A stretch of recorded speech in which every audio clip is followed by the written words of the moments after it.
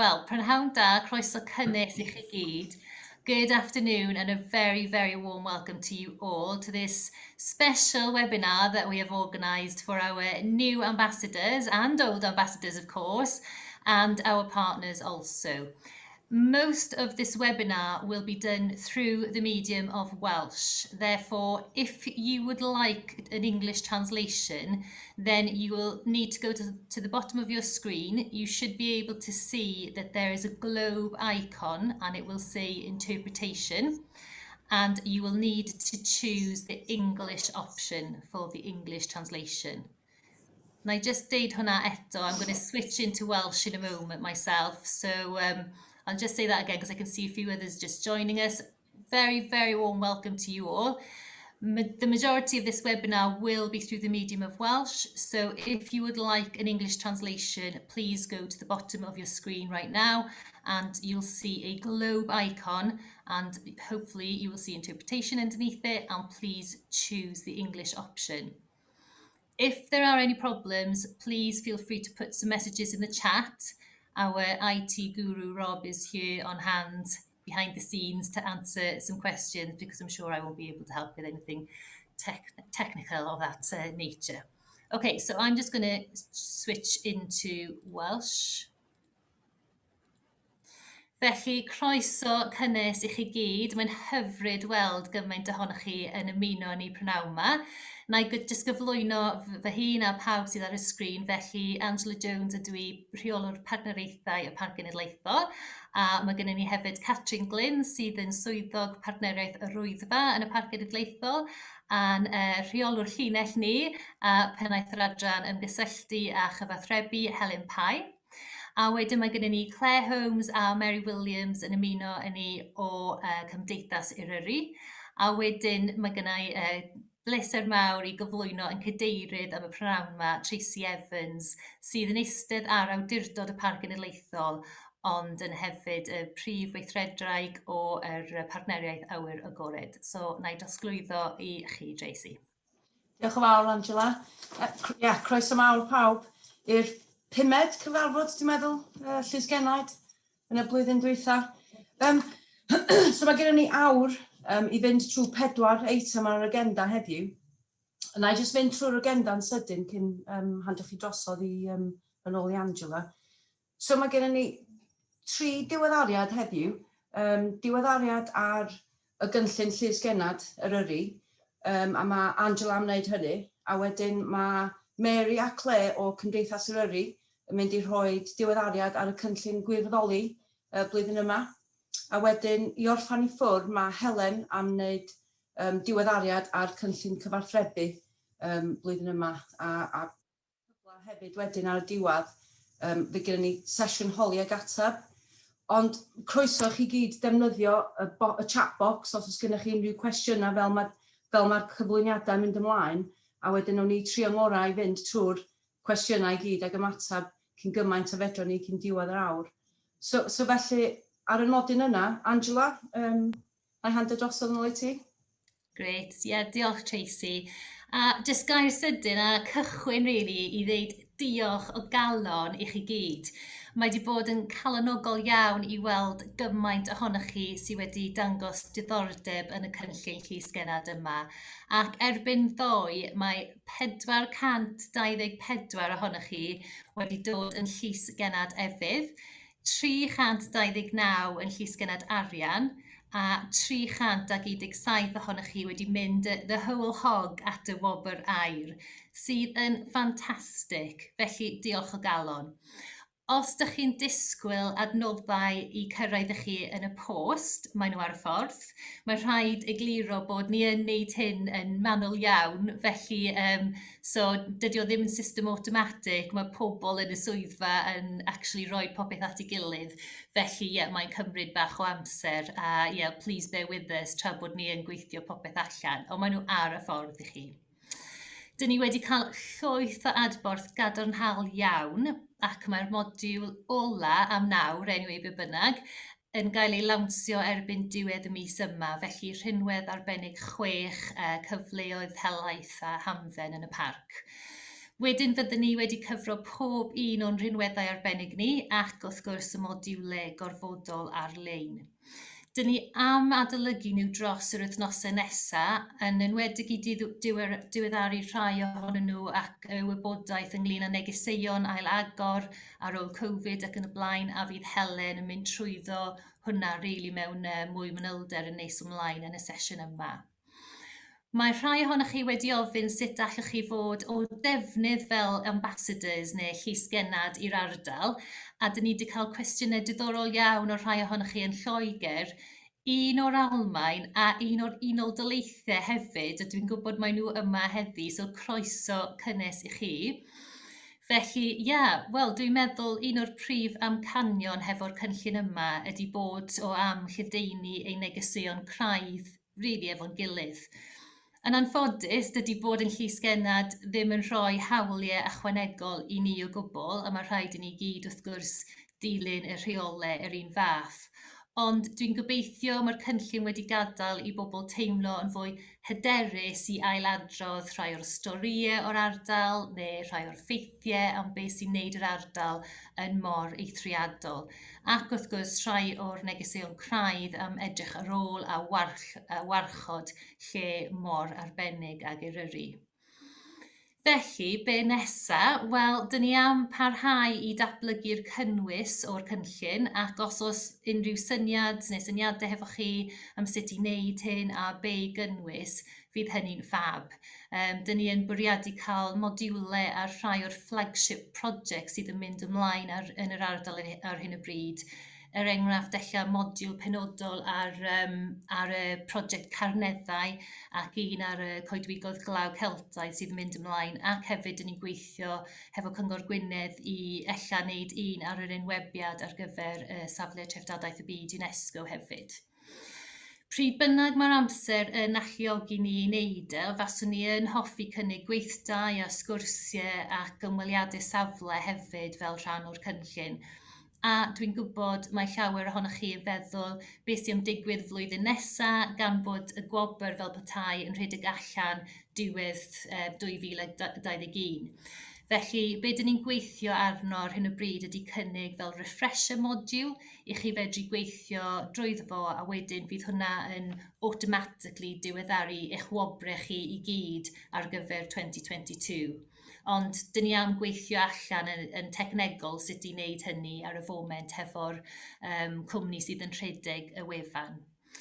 Dyn ni wedi cael cwpl o ymholiadau gan y wasg sydd yn eisiau siarad y rhai ohonoch chi. Felly mae Catrin yn wrthi ar y foment yn drafftio e-bost i mynd allan.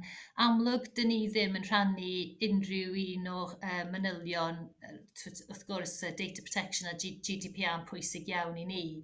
Ond os rhai ohonoch chi efo diddordeb i siarad efo'r wasg am eich profiad fel llysgennad neu be ydych chi'n teimlo am y cynllun, fydd hynny'n briliant a fydd Catrin mewn gysylltiad ynglyn ag hynny. Dyn ni hefyd yn gweithio hefo awdurdodau arall dros yr ardal yn y cynllun yma, a mae'n werth deud bod Cyngor Conwy wedi llwyddio i lawnsio cynllun nhw wythnos yma hefyd. Felly, os ydych chi'n chwilio am her newydd, mae yna cyfle yna. A dwi'n gwybod mae yna rai cwestiynau arall wedi dod drwyddo, yn enwedig un am edrych neu os mae'n bosib i cael yr adnoddau i gyd fel hard copy ella, a dyn ni yn gweithio hefo rhai o'r llysgennad am datblygu y syniad yna hefyd. So, dwi'n meddwl bydd lot o'r cwestiynau sydd wedi dod trwyddo'n barod yn gael ei ateb gan yr eitemau nesaf sydd ar yr agenda. Os maen nhw ddim, na i dod nôl at nhw ar y diwedd y sesiwn. Felly, Tracy, na i drosglwyddo nôl i chdi, achos dwi'n meddwl dyna fo, am rwan. Diolch yn fawr, Angela. Does am cwestiynau yn y chat box yn ei symud ymlaen. So unrhyw cwestiynau ynglyn â'r cynllun i gysylltu efo Angela. Mae'n pleser mawr i fi cyflwyno Claire a Mary o Cymdeithas Eryri. Da chi am wneud diweddariad ar cynllun newydd gwirfoddoli blwyddyn yma, a posib iawn cyfleoedd gwirfoddoli i'r llysgennad o fewn y parc. So edrych ymlaen clywed y cyflwyniad genod. Drosodd i chi.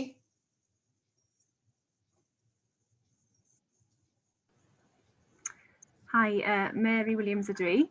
Dwi'n swyddog cadwraeth I Cymdeithas Eryri, so I'm a conservation officer with the Snowdonia Society.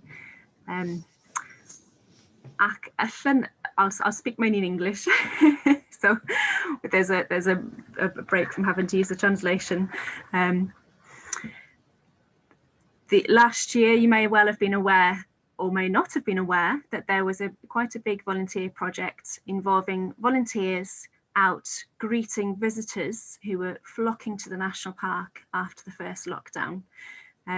We were greeting visitors, advising people, and also clearing up a lot of litter.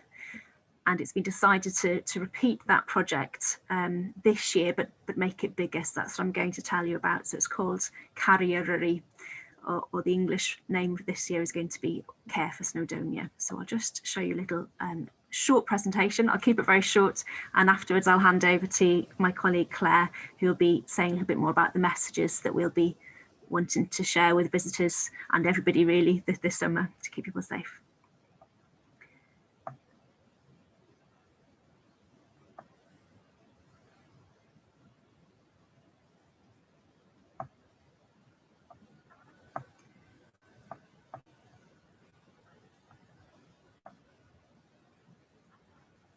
Can everybody see the screen at the moment? Yeah, we can see it, Mary. It's not in presentation mode. I don't know. Not in present. No, it will be now. There we are. Perfect. Any problems, you can put it in the chat box. So the situation last year,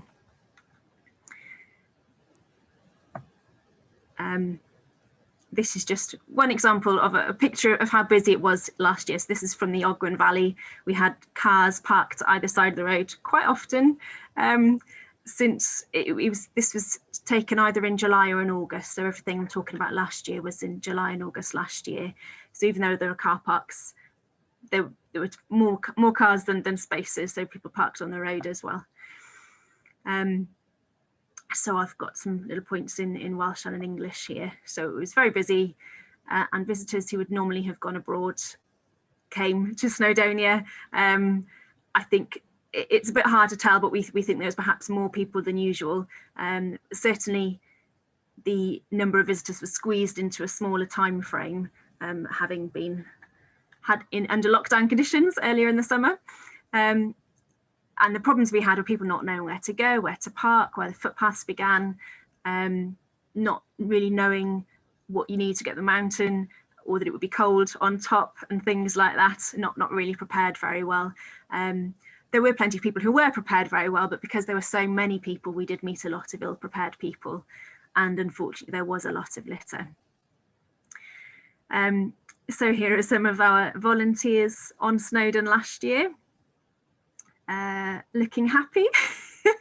They did very well to maintain, being in a positive frame of mind throughout. We had 54 volunteers over 8 weekends, which were Friday, Saturday and Sunday, so full on weekends. Not all of those people came out every time. We had about 16 people every day. We had to keep numbers down for social distancing.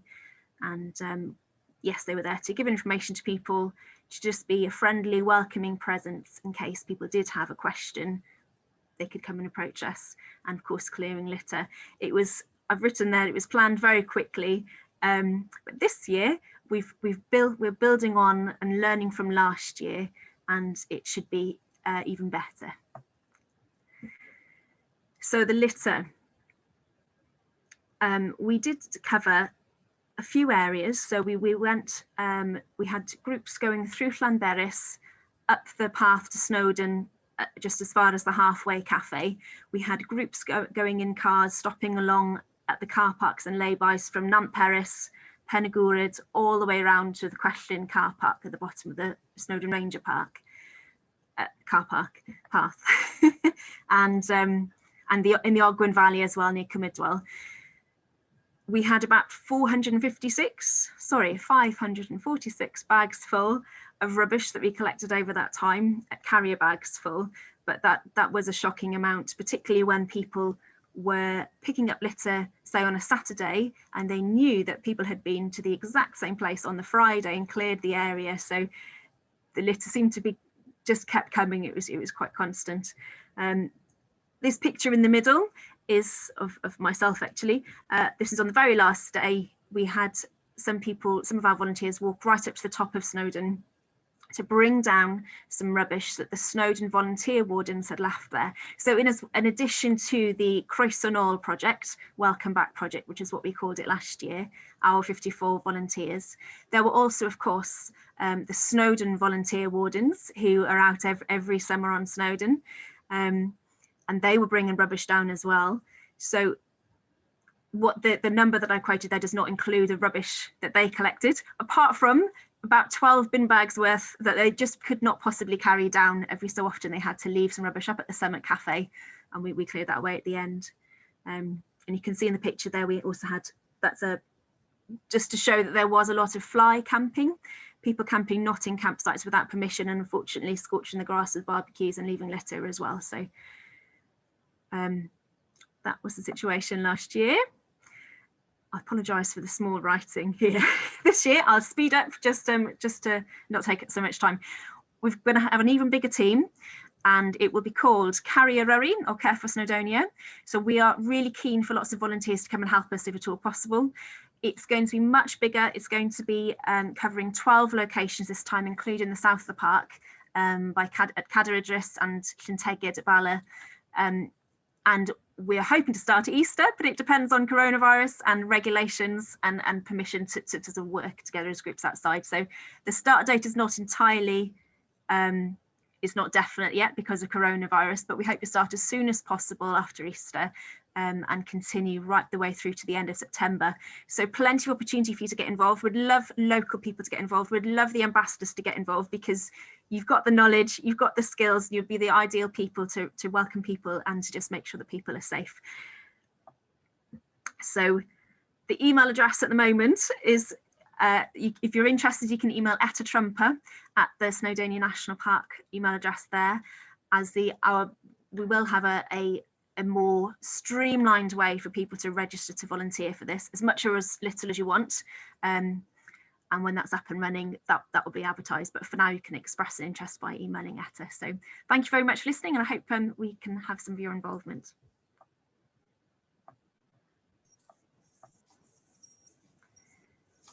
I'll hand over to Claire. Diolch Mary. Gobeithio bod pawb yn gallu clywed fi. Hope everyone can hear me. Pnawn da pawb, Claire Hwri, swyddog ymgysylltu Cymdeithas y Bwyd.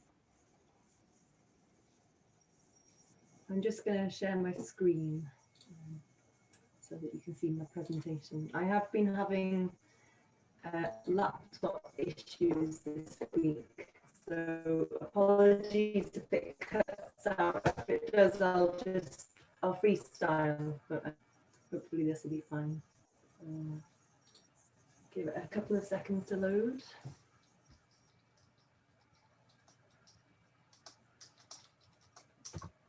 Okay, can everybody see that okay?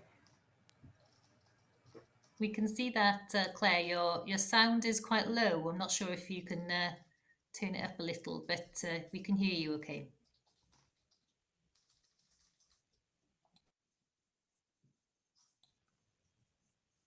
We could hear you okay.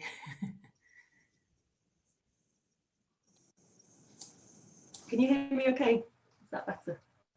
Yeah, that's fine.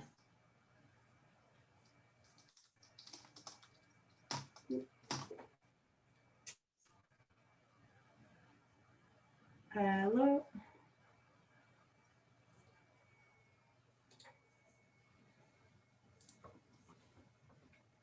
Hello, can you hear me? Yeah. Yeah. Hi. Sorry. I'm having some technical problems this week, so thumbs up if you can hear me. Great. Okay.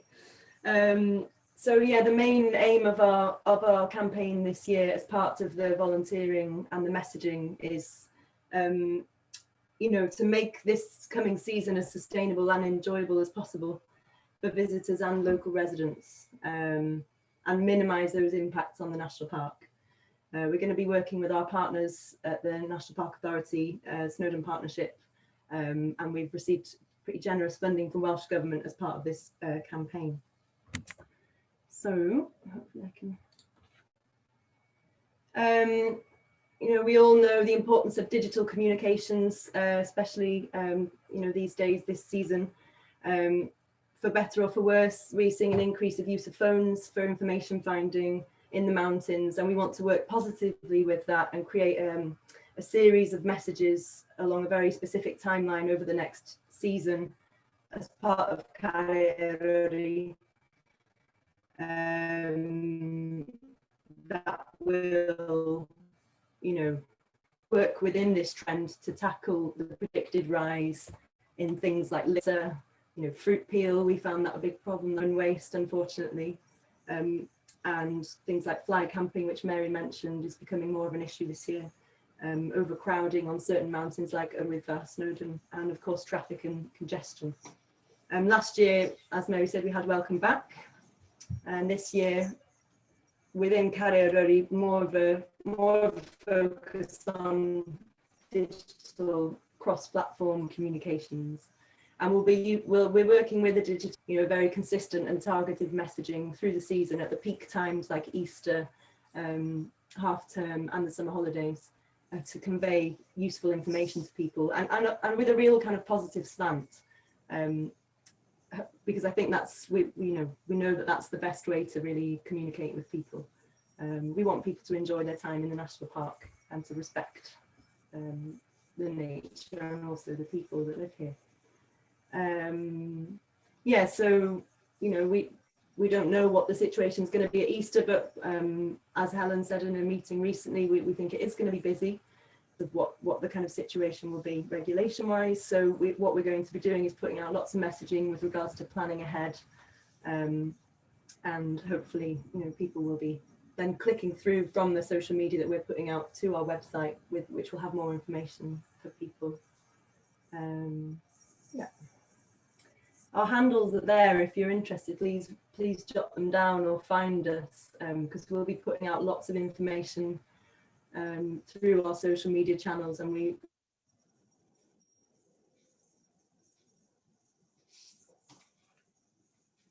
Claire, it might be worth you turning your video off, you know, because you're freezing.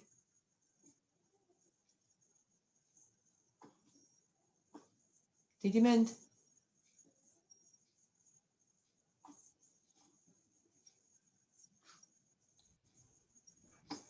Oh, Yeah.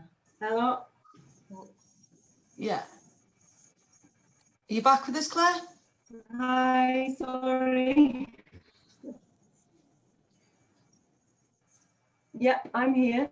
Okay, yeah, we can hear you back. It might be better for you to leave your video off, you know, your camera off. If you've got... Yeah, I've turned it off. Yeah. Section. Okay. Okay.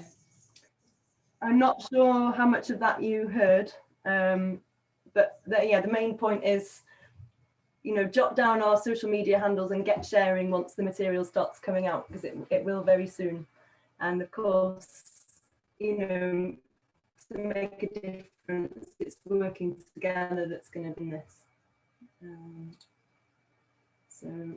My email address is at the bottom. If anyone has any questions or would like to support the campaign, please get in touch.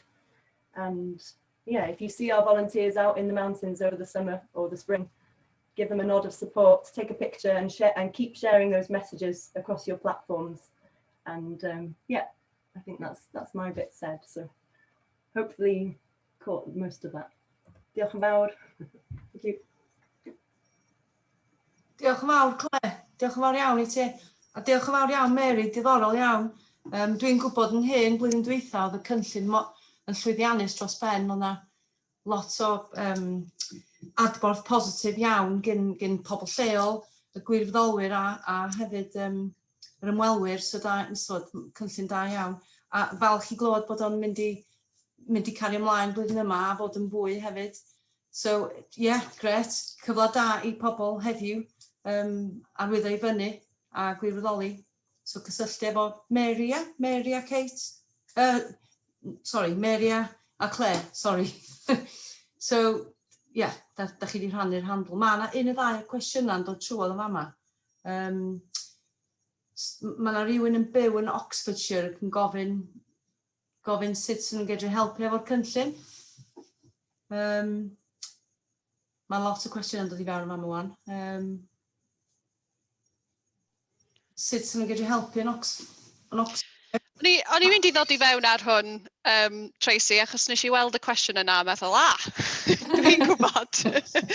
A na I sôn dipyn am hwn, hwyrach ymlaen, achos mae o mor lyflu gweld fod ni'n dechrau gael llysgenhadon cenedlaethol ag fel oedd Angela'n deud ar y cychwyn, llysgenhadon o llefydd fel America, mae'n ffantastig. Da ni wrth yn bodda, fod pobl yn caru'r ardal gymaint a da ni sydd yn byw yng Nghymru. A dwi'n meddwl, os fedrwch chi ddim yn weld un o'r sialensiau mwyaf sgynnon ni, ha ydi trio gael negeseuon allan I bobl. A na I sôn bach am hwn hwyrach ymlaen, ond o ran yr rhannu negeseuon a gwybodaeth, bydd hynna'n gymaint o help I ni o ran pobl sydd yn bwriadu ymweld â'r ardal. Diolch Helen, cytuno'n hollol. Mae yna sawl cwestiwn dod I fewn. Mae yna un cwestiwn gofyn sut mae gwirfoddoli efo'r cymdeithas Eryri yn wahanol I gwirfoddoli efo'r parc cenedlaethol. Dwi'n jyst yn meddwl nath mudiadau dod at I gilydd blwyddyn dwytha I trio ymateb i'r her mawr o ymwelwyr yn dod i'r parc ag dim safety numbers ond nath y mudiadau I gyd dod at I gilydd I rhannu'r adnoddau mewn ffordd yndo. Am jyst yn dangos faint mor llwyddiannus ydi o I weithio, cydweithio efo'n gilydd. Dwi'n gwybod os ti eisiau adio rhywbeth am hwnna, Helen? Jyst I ddeud, really, mae'r cynllun sydd newydd gael ei cyflwyno, mae hwnna'n cynllun ar y cyd hefo'r Parc Cenedlaethol, hefo'r Phartneriaid Awyr Agored, efo Cymdeithas Eryri. Hwnna ydy'r cynllun ar y cyd, so fyddwch chi'n gwirfoddoli I ni gyd mewn ffordd. Mae yna nifer o cwestiynau fama. Da ni eisiau cadw fo tan diwedd i'r Q&A. Dwi'n meddwl, a sy'n mynd ymlaen, cos dwi'n meddwl, Helen, bydd lot o'r atebion i'r cwestiynau yma'n dod allan o dy gyflwyniad di. Siwr, So, ar y nodyd yna ta, na I handi chdi drosodd I Helen. Diolch, Tracy. Reit, na I just rhannu fy sgrin.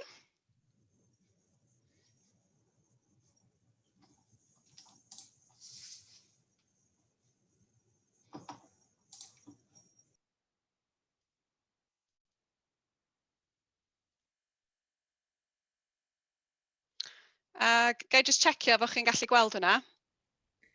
Dyn ni'n gweld o Helen, dydy o ddim yn presentation mode.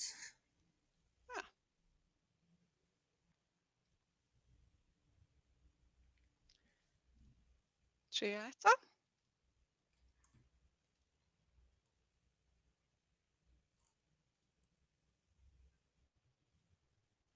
Be am rwan? Perffaith, Gret. Computer, just isio cychwyn eto. Iawn, diolch yn fawr. So oedd hi'n blwyddyn diddorol iawn blwyddyn dwytha yn doedd. Mi oedd hi'n heriol pan nath pethau ailagor, ond dwi yn sicr yn coelio'n gry heblaw am y cymorth anhygoel gathon ni gen yn gwirfoddolwyr, gen yn ambassadors ni a gen y staff oedd yn gweithio ar lawr gwlad, mi fasa I wedi bod yn tymor gwahanol iawn. So fod gen ni heriau, dwi'n meddwl oedd pawb yn gweithio mor galad I trio wneud o'n tymor llwyddiannus. Ac y munud nath y tymor inverted commas gorffan, dyna pryd nath yr gwaith cychwyn y mis Hydref o dechrau cynllunio ar gyfer tymor yma. Achos be da ni yn sicr di gweld ydy, be mae Covid I wneud ydy, mae di creu rel teimlad gen pobl o gwerthfawrogi yr awyr agored a cefn gwlad, ac mae'r holl gwybodaeth da ni'n gweld yn edrych fel fydd hi'n tymor ofnadwy o brysur, sydd yn mynd i fod yn mor ffantastig i'r busnesau sydd just i really stryglo dros y blwyddyn dwytha o ran twristiaeth. Ac da ni yn mynd i trio wneud be bynnag fedrwn ni wneud i sicrhau fod rhai o'r sialensiau nath ni weld blwyddyn dwytha, fod gennyn ni cynlluniau mewn lle i drio delio hefo heina. So yeah, dwi am sôn dipyn bach am cynlluniau ar gyfer y tymor, dwi am sôn am dyddiadau pwysig, heriau tebygol, gwaith paratoi sy'n mynd ymlaen behind the scenes, bach am parcio trafnidiaeth a'r gwaith ffantastig mae Angela Catrin yn neud ar hyn o bryd ar hwnna, ag wrth gwrs y cynlluniau o ran yr ymgyrch cyfathrebu.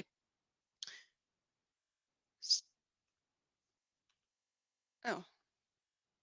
Okay, right, hang on. Dwi'n gwybod pam hwnna di fynd reit i'r diwedd, anyway.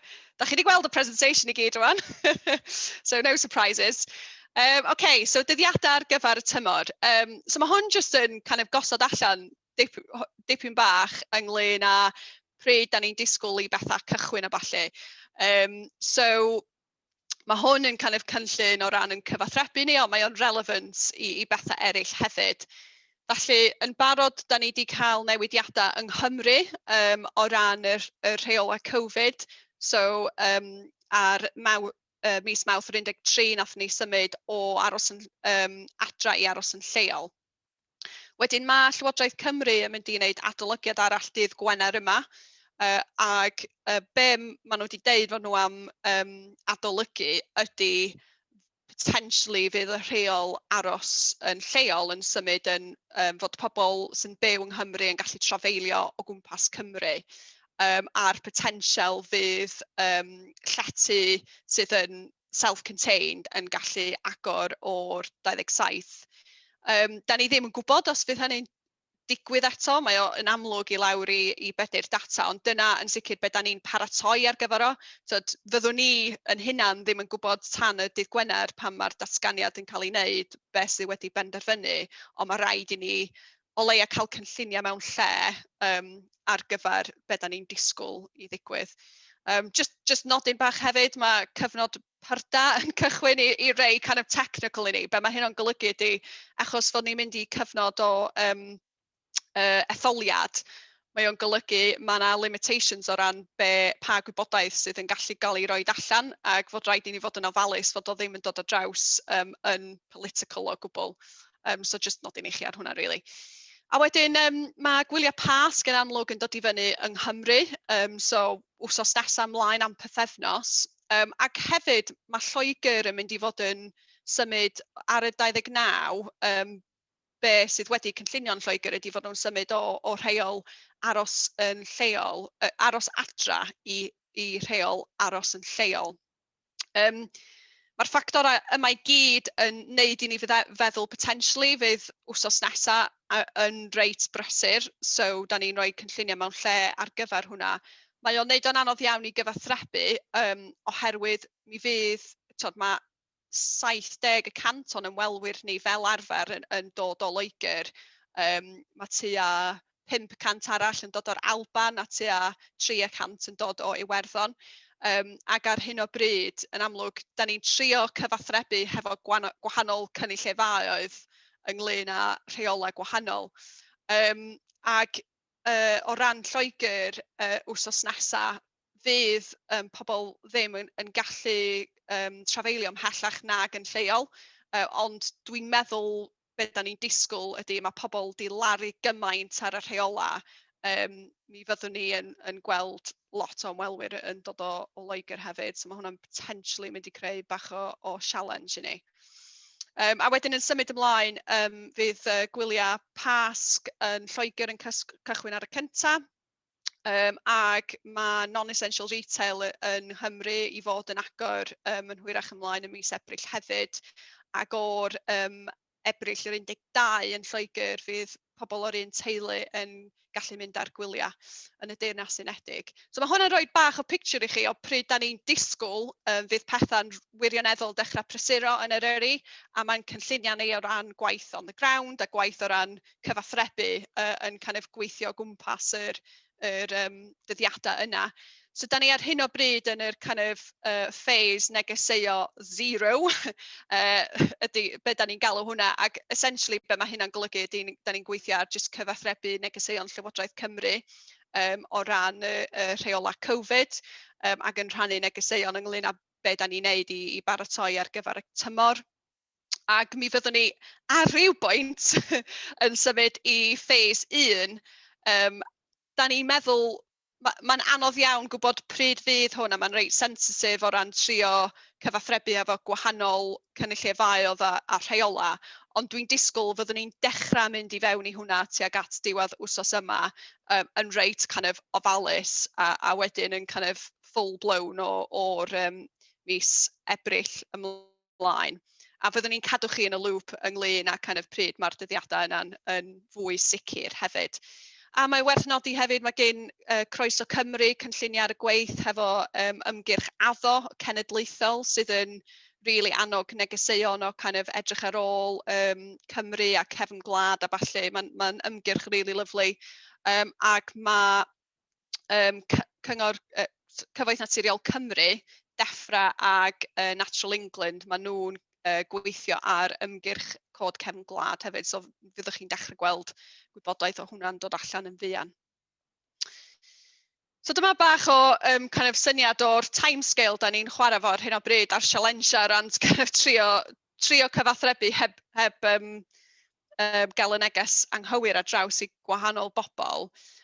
O ran be da ni'n cynllunio ar gyfer y tymor yma, be da ni'n disgwyl gweld, dwi'n dychmygu fydd o yr un fath o sialensia a nathon ni weld blwyddyn dwytha. Mae hwn i gyd i wneud hefo kind of niferoedd. So'r mwy o bobl sydd yn ymweld â'r ardal, y mwy o'r fath o issues yma da ni'n dechrau gweld, essentially. Mae hwn o'r copar wyddfa blwyddyn dwytha. Hwnna'n potential issue nawn ni weld blwyddyn yma hefyd. Dim campio gwyllt di hwn, fly camping, hwn yn broblem mawr blwyddyn dwytha, ac o be da ni'n clywed gen parcio Lloegr, mae o'n dechrau bod yn issue iddyn nhw yn barod blwyddyn yma hefyd. So mae yna cynlluniau ar y gweill ar gyfer hwnna, so yn hwyrach ymlaen. Yr issue parcio'n amlwg yn rhywbeth nathon ni weld blwyddyn dwytha, ac wrth gwrs sbwriel. Da ni wedi clywed lot am sbwriel hefyd, the bane of our lives.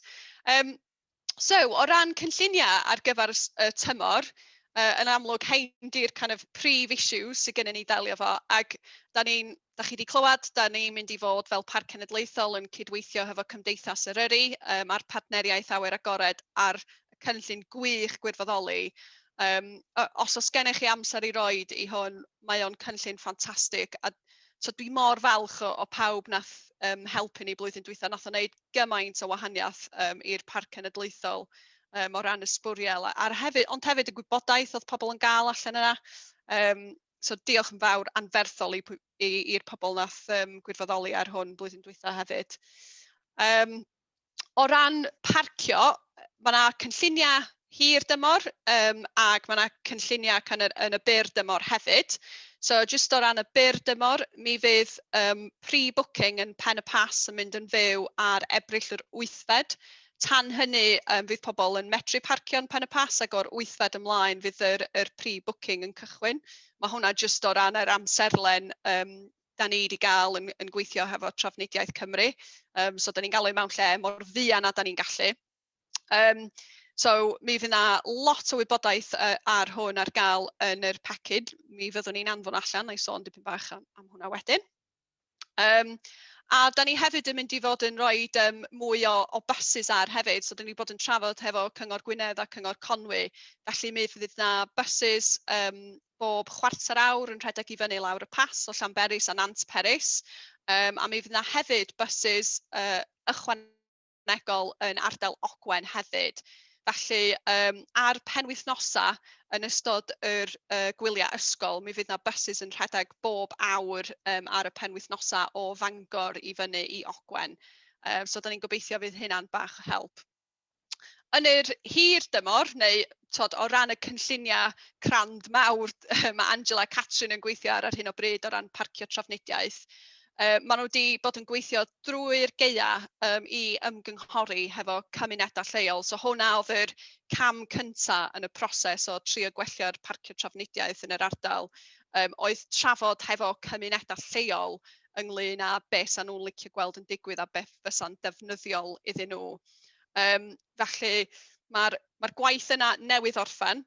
Mi fydd yna dipyn bach mwy o waith i wneud hefo cymuned yn Betws, achos da ni wedi teimlo o'r sesiynau ar-lein da ni wedi cynnal, falle fod yr cynrychiolaeth ddim cweit yn adlewyrchu yr teimladau yn y gymuned. Felly fydd yna sesiynau ychwanegol galw heibio yn Betws Coed. Da ni'n gobeithio yn mis Mehefin pan mae y rheolau Covid yn galluogi ni wneud hynny. Ond mi fydd yna hefyd adroddiad ar yr ymgynghori yna efo'r cymunedau yn dod allan yn fuan ac yn cael ei rhannu hefo'r cymunedau. A wedyn fyddwn ni yn dechrau datblygu pethau ymhellach o fyna. So mae'r whole broses yna yn mynd i fod yn digwydd dros yr 4, 5, 6 mis nesaf, a fyddwn ni'n cario ymlaen i cadw chi yn y lŵp ar yr gwaith parcio trafnidiaeth. Ond dwi'n meddwl mae'n sicr yn wir i ddeud, mae'r momentum rili'n dechrau datblygu. Dwi'n siŵr fydd o'n anodd blwyddyn yma, achos ella fydd yna ddisgwyliadau fod bob dim di sortio blwyddyn yma o ran parcio trafnidiaeth. Oll fedra i ddeud ydy, Rome wasn't built in a day, a da ni really eisiau gwneud siŵr fod ni'n cael hwn yn iawn. So mae'n gwneud siŵr fod y cymunedau yn hapus hefo, ac yn gallu dylanwadu actually ar y cynlluniau yn really bwysig i ni. So da ni'n eisiau rhuthro drwy pethau. Iawn ta. So fyddwn ni hefyd hefo gwybodaeth yn mynd allan ar yr gwaith ar parcio ac ar trafnidiaeth. So mae yna lot o asedau wedi cael eu cynhyrchu. Mae hwn yn un esiampl. So da ni'n trio cyfleu i bobl ynglyn â pryd sydd yn brysur a pryd sydd yn llai brysur, i trio sianelu pobl i ddod ar adegau sydd yn llai brysur essentially yn ystod y tymor. So fydd pethau fel yma ar gael ar gyfer fydd nhw ar yn gwefan ni, ond fydd yna asedau hefyd ar gael i chi fel ambassadors, a na i sôn mwy am hwnna mewn munud. So bach o wybodaeth ar y Sherpa fyna, a mae hwn yn un o'r esiamplau o'r asedau da ni wrthi'n cynhyrchu yn barod at y tymor. So eto, gwybodaeth ar trio annog pobl hefo'r issue fly camping, da ni'n really trio annog pobl i bwcio flaen llaw, yn lle dod i'r ardal a wedyn ffeindio fod nhw'n gorfod campio ar ochr y ffordd neu rhywbeth felly. Ac mae'r naws y negeseuo blwyddyn yma really yn trio cadw'r neges yn positif a trio fframio fo fel gwybodaeth defnyddiol i bobl, yn lle fod o'n deud wrth pobl be i wneud essentially, achos mae pobl just i gael digon o hynny. So mae hwn yn mynd â fi'n daclus i fewn i'r ymgyrch ar gyfer y flwyddyn yma o ran cyfathrebu. Fel nes i sôn, mae yna lot o gynlluniau ar y gweill. Be da ni'n bwriadu wneud ydy, da ni wedi creu cynllun cyfathrebu arbennig i chi fel ambassadors, a fydd hwnna'n cael ei rhannu, dwi'n gobeithio heddiw neu bore fory, hefo chi, ac yn hwnna da ni'n cynnwys pethau fel yr negeseuon craidd, da ni'n cynllunio ar gyfer y tymor, be da ni'n trio cyflawni o ran yr ymgyrch, pwy di'r cynulleidfaoedd da ni'n trio cysylltu hefo nhw. A mi fydd yna hefyd asedau fyddwn ni'n medru rhannu efo chi. Mi fydd y pecyn cyfathrebu ar gael, fyddwn ni'n anfon link lle da chi'n gallu lawrlwytho'r pecyn cyfathrebu. Ac wrth i'r tymor fynd ymlaen, a mae yna fwy o asedau fel yr llun yma, un o'r traveller's tips, wrth i pethau fel yma fod yn barod i'w rhannu, nawn ni hefyd roed heina ar y link. So mae croeso i chi ddefnyddio'r asedau yna eich hunan fel ambassadors o ran lledaenu'r neges. Ac os oes un peth da ni really di dysgu blwyddyn dwytha, mi oedd o pa mor effeithiol mae o pan mae pawb yn deud yr un peth. Ac mae hwnna yn rhywbeth sa'n ni wrth yn bodda gael eich help chi hefo fo. Mae'n un peth ni fel Parc Cenedlaethol yn rhannu gwybodaeth o sôn wrth pawb, ond pan mae'n dod gen i chi fel ambassadors, gen pobl sydd yn byw ac yn gweithio yn yr ardal, neu sydd yn nabod yn ardal ac yn caru am yr ardal, mae o'n really dechrau cael effaith anferthol o ran y kind of naws a'r gwybodaeth mae pobl yn gael. A dwi'n meddwl mae o wirioneddol yn gallu wneud gwahaniaeth. Felly jyst sôn mymryn bach am be da ni'n trio cyflawni efo'r cyfathrebu blwyddyn yma. So, da ni eisiau trio dylanwadu ar pryd ag lle mae pobl yn weld. So, da ni eisiau trio annog pobl i feddwl am y ffaith fod penwythnosa yn llawer mwy brysur nag yn ystod yr wsos. A fydd yna asedau ar gael ar gyfer hwnna. Da ni eisiau trio annog pobl i ddod ar adegau gwahanol o'r flwyddyn. So, i peidio fod pawb ddim i gyd yn dod yn ystod yr haf yn mis Awst ar gwyl y banc. Mae yna lot o gyfleoedd yn mis Medi a Hydref hefyd. A hefyd, mi fydd gennym ni elfen fel rhan o'r ymgyrch. So, kind of, hashtag fyddwn ni'n defnyddio ydy cynllunio canfod caru, yn Saesneg Plan, Discover, Protect. Ag os fedrwch chi ddefnyddio'r hashtag yna, briliant, achos fedrwn ni wedyn gweld pa mor bell mae'r neges yn lledaenu. Ond yr un canol na o ran canfod, mae hwn i gyd ynglyn â annog pobl i ganfod beth sydd wirioneddol yn arbennig am Eryri. So, dydy o ddim ynglyn â kind of lledaenu'r pwysau ag anfon pawb i ffwrdd o'r wyddfa, ond mae o ynglyn â kind of meddwl am, os da chi'n ymweld, beth sydd yn wirioneddol arbennig am Eryri, o'r sort of tirwedd i'r iaith, i'r cymunedau, i'r kind of hanes yr ardal, a sut fedrwn ni annog pobl i kind of canfod yr pethau yna. Yr ail beth o ran beth da ni'n trio cyflawni ydy gael mwy o pobl i gynllunio o flaen llaw.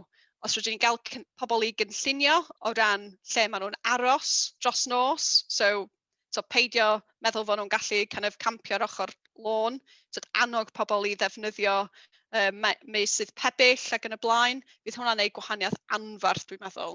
So mae emphasis fawr ar cynllunio o flaen llaw, a nid just ar gyfer llatu neu cysgu dros nos, ond hefyd ynglyn â kind of cynllunio o flaen llaw o ran bwcio maes parcio fel Pen y Pas, a hefyd cynllunio o flaen llaw o ran pethau fel diogelwch.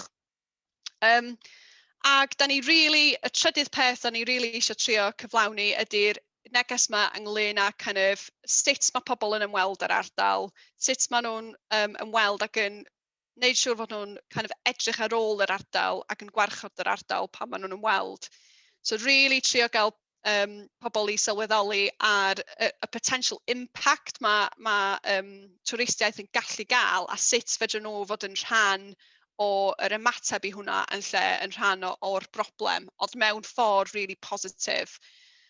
Annog pobl i ddefnyddio toiledau cyhoeddus, annog pobl i fynd â'i sbwriel adra ac ella i helpu clirio sbwriel hefo'r gwirfoddolwyr. Annog pobl i paratoi o ran kit o flaen llaw, a potentially helpu, os maen nhw'n bwriadu dod i ymweld, so nhw'n gallu bod yn rhan o'r ymgyrch gwirfoddoli hefyd. Ac yr peth ola o ran yn cyfathrebu ni ydy, dwi'n meddwl da ni angen wneud ymdrech i trio sicrhau fod y cymunedau sydd yn byw yn yr ardal yn teimlo fod ni gyd yn wneud yn gorau i wneud yn siŵr fod yr tymor yma yn mynd mor saff ac yn dda sy'n bosib. So rhywbeth fedrwn ni wneud i kind of rhannu'r holl gwaith da ni gyd yn wneud, da chi'n wneud fel ambassadors, gwirfoddolwyr, Phartneriaid, sa hwnna'n ffantastig dwi'n meddwl, achos mae'n creu wedyn mwy o hyder yn cymunedau ni, fod ni gyd on the case, da ni wedi cynllunio, mae gennym ni cynllunio mewn lle. Dwi'n meddwl mae hefyd werth pwysleisio fod ni angen trio ymgysylltu hefo'r cynulleidfaoedd newydd sydd gennym ni. So mae yna 350% o uplift yn pobl ifanc sydd yn ymweld â parciau cenedlaethol dros y wlad. So da ni'n mynd i fod yn shifftio'r ffordd da ni'n cyfathrebu hefo pobl.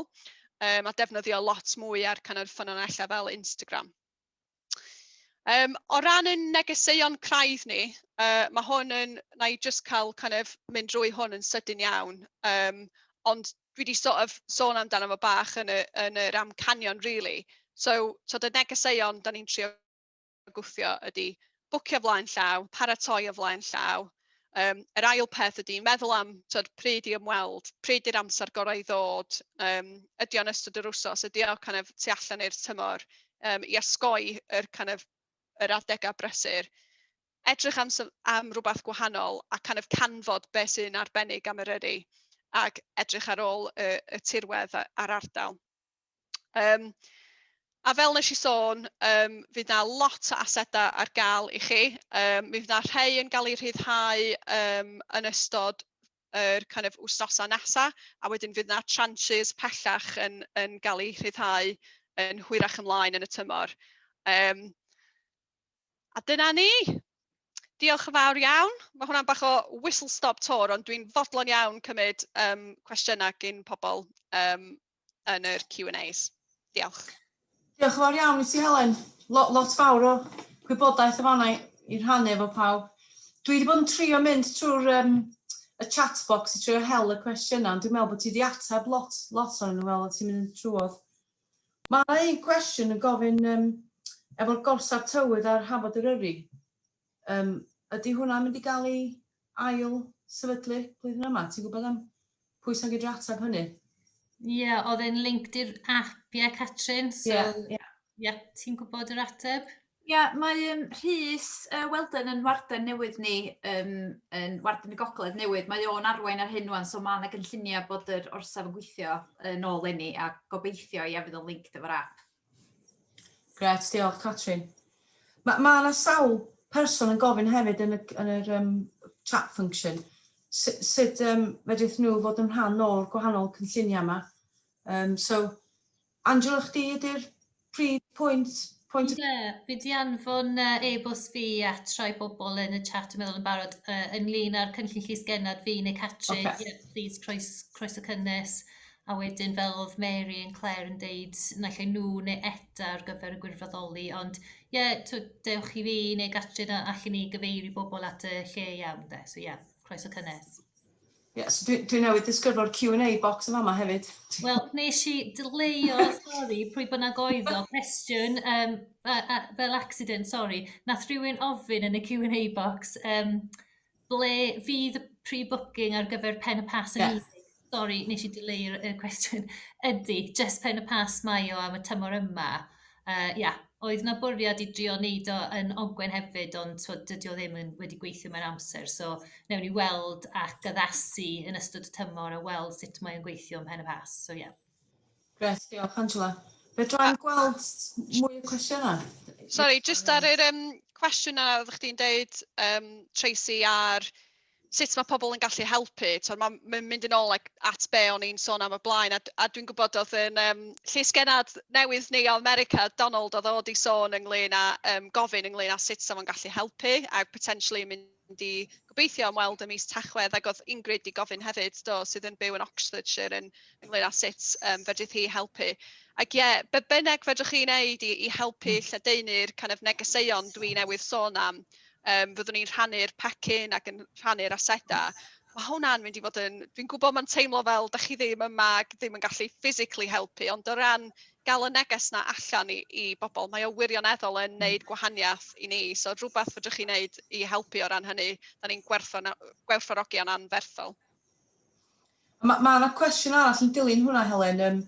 Am I okay to use the comms assets on those without copyright worries? So dwi'n cymryd mae hynny'n iawn. Ie, be bynnag da ni'n rhoi yn yr folder ar fyddwn ni'n rhannu dros e-bost hefo'n llysgennhadon I gyd, da chi'n gallu defnyddio fo a rhannu o, dim problem o gwbl. Mae cwestiwn arall dod I fewn hefyd. Os yna unrhyw diweddariad ar y cynllun e-bikes? Dwi'n meddwl mae hwn yn rhan o'r strategaeth parcio threfnidiaeth. So dyma'r sgwrsiau ni wedi bod yn gael efo'r cymunedau a ofyn I bobl le fasen nhw'n hoffi weld pethau fel hyn. So, yn union fel oedd Helen yn sôn, dyn ni jyst yn disgwyl am yr adroddiad nôl gan y cwmni sydd wedi rhedeg yr ymgynghoriad cyhoeddus, a wedyn fydden nhw'n mynd nôl i'r cymunedau I datblygu wedyn hefo nhw law efo nhw beth sy'n mynd I ddigwydd nesaf. Yeah.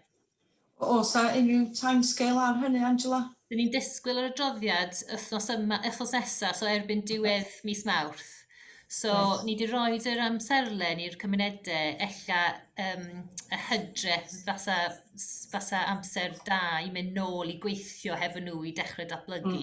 So, ar ôl hwnna, a wedyn adolygu beth sy'n digwydd dros ha hefyd. Gret, diolch yn fawr, Angela. Does na ddim mwy o cwestiynau, a mae gennym ni 2 funud ar ôl.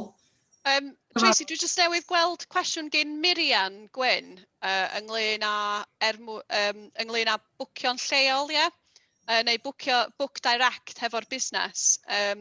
So dwi wedi nodi hwnna ac nawn ni trio wneud, dos gen i ddim ased ar hyn o bryd, ond na i ofyn i'r tîm os nhw'n gallu wneud rhywbeth ar y pwynt yna, achos dwi'n meddwl mae'n pwynt rili da gen Miriam, so diolch. Sorry, nes i methu hynny. Alla, trwyddyn nhw gyd. Dwi'n dod i fewn, mae yna mwy dod i fewn. Mae yna mwy o cwestiynau dod i fewn i ddweud gwir. Okay, so mae yna cwestiwn gan Susie fama. Are there any plans to increase the number of campsites? So, Helen, yn ôl at y ti, mae gen i iawn. Ie, na, mae'n iawn. So, dyda ni fel Parc Cenedlaethol ddim yn gallu dylanwadu'n benodol ar hyn, ond mae yna rheol mae Llywodraeth Cymru'n edrych ar hyn o bryd o ran cynllunio, lle maen nhw'n edrych ar potentially mynd ar rheol 28 diwrnod ag ddyblio i 56 diwrnod. Be mae hynna'n essentially golygu ydy, am 28 diwrnod mewn blwyddyn, mae tirfeiddianwr yn gallu kind of setio campsite i fyny heb caniatâd cynllunio. Ond os mae'n dyblu, mae'n golygu 56 diwrnod. So, ac wrth gwrs, mae yna pros and cons i hynny, dydy. So, ar yr un ochr, mae'n golygu potentially gallu creu mwy o capacity yn really gyflym, ond ar y llaw arall, mae o'n potentially golygu bach o free for all.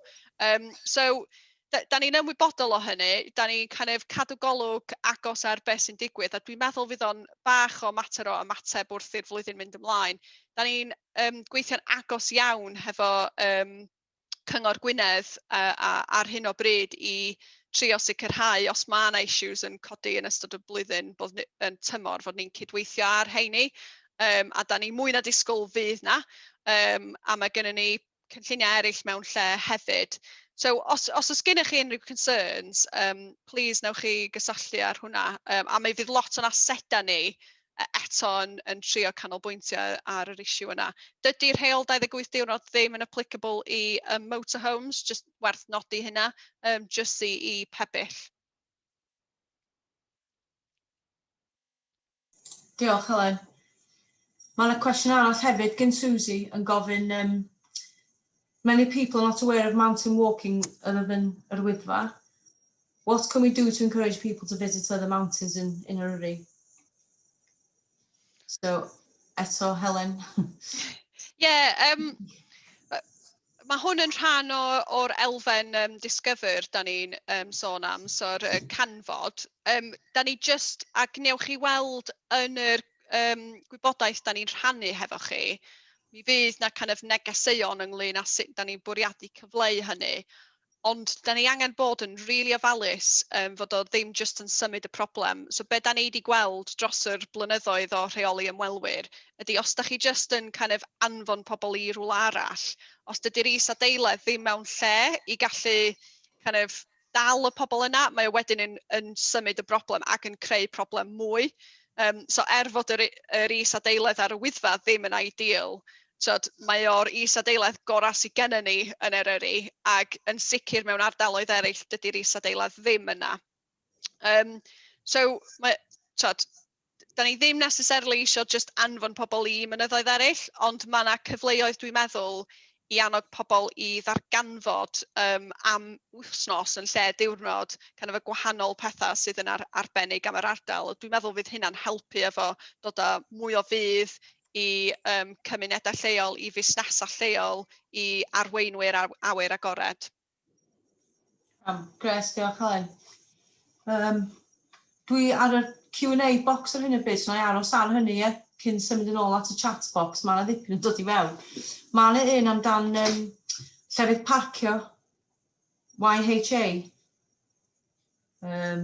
Mae'n deud yma, as YHA staff, we have 3 spaces for ourselves with the option of using 3 additional spaces in the car park when needed. in regards to pre-booking? Will we lose our spaces? Mae yna trafodaethau penodol yn mynd ymlaen hefo'r YHA ar y pwynt yna. Okay. I'r trafodaethau penodol yna barhau, dwi'n meddwl. Okay, a dwi'n symud at y chat box rwan. Dwi'n gobeithio bod fi heb di methu dim byd arall allan.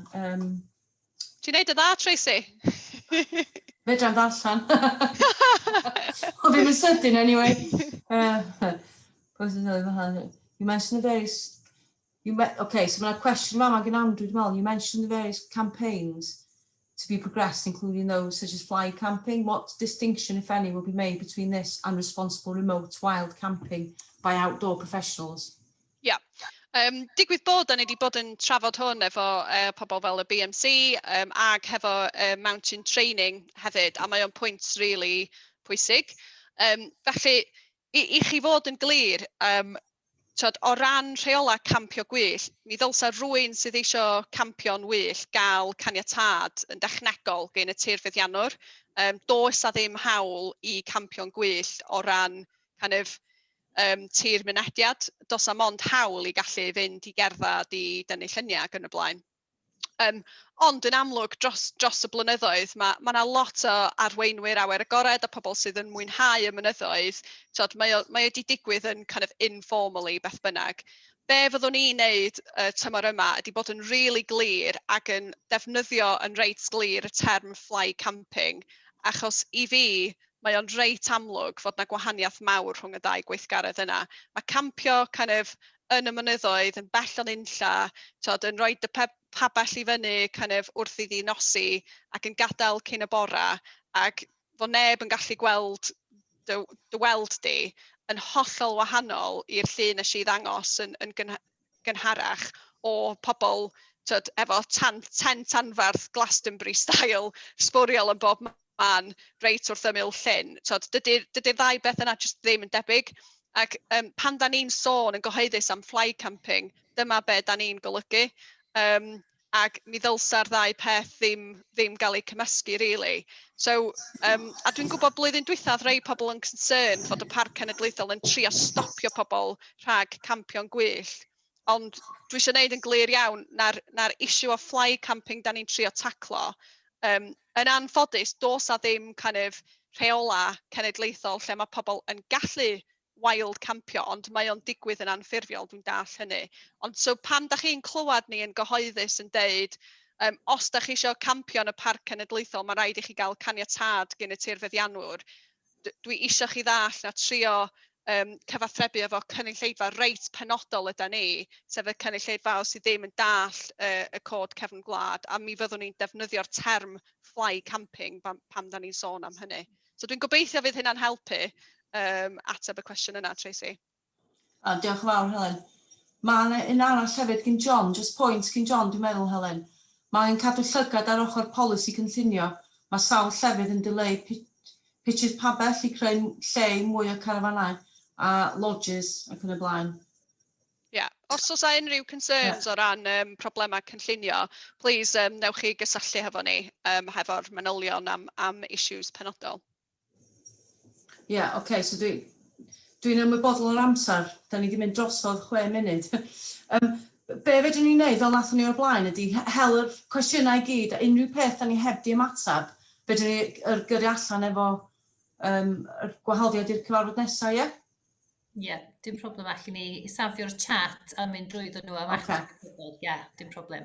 So ar y nodyn yna felly, nawn ni cael cyfarfod a diolch yn fawr iawn i'r panelists i gyd heddiw, a hefyd i Catrin sydd wedi bod yn cyfieithu am dros awr yn barod, a diolch yn fawr iawn i chi gyd am dod heddiw, a edrych ymlaen i cydweithio efo chi gyd blwyddyn yma.